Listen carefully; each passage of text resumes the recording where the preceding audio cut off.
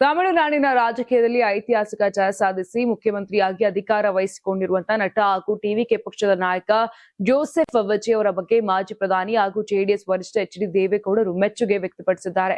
ಹಾಸನದಲ್ಲಿ ಸುದ್ದಿಗಾರರೊಂದಿಗೆ ಮಾತನಾಡಿದಂತ ದೇವೇಗೌಡರು ತಮಿಳುನಾಡಿನ ಸಾಂಪ್ರದಾಯಿಕ ದ್ರಾವಿಡ ರಾಜಕೀಯದ ಬಲಿಷ್ಠ ಪಕ್ಷಗಳಾದ ಡಿಎಂಕೆ ಮತ್ತು ಎಐಎಡಿಎಂಕೆನ ಮೀರಿಸಿ ವಿಜಯ್ ದೊಡ್ಡ ಶಕ್ತಿಯಾಗಿ ಹೊರಹೊಮ್ಮಿರುವುದು ಸಾಮಾನ್ಯ ಸಂಗತಿಯಲ್ಲ ಎಂದು ಹೇಳಿದ್ದಾರೆ. ಕೆ ಕಾಮರಾಜ್, ಎಂಜಿಆರ್, ಕರುಣಾನಿಧಿ ಮತ್ತು ಜಯಲಲಿತಾ ಅವರಂತಹ ಮಹಾನ್ ನಾಯಕರ ಪ್ರಭಾವವಿದ್ದ ರಾಜ್ಯದಲ್ಲಿ ವಿಜಯ್ ಎಂದು ಜನರ ದೊಡ್ಡ ಬೆಂಬಲ ಗಳಿಸಿದ್ದಾರೆ.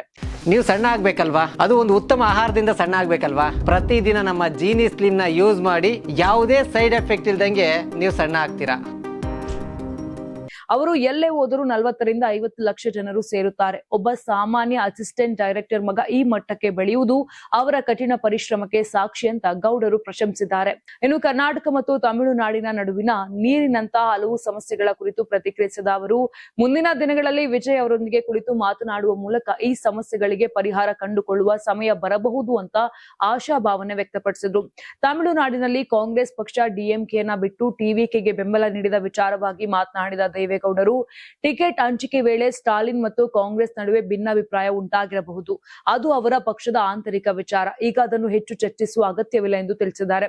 ಒಟ್ಟಿನಲ್ಲಿ ವಿಜಯ್ ಅವರ ರಾಜಕೀಯ ಏರಿಗೆಯನ್ನ ದೇಶದ ಹಿರಿಯ ನಾಯಕರು ಕೂಡ ಮೆಚ್ಚಿಕೊಳ್ಳುತ್ತಿರುವುದು ತಮಿಳುನಾಡಿನ ರಾಜಕೀಯದಲ್ಲಿ ಹೊಸ ಅಧ್ಯಾಯ ಆರಂಭವಾದಂತಾಗಿದೆ.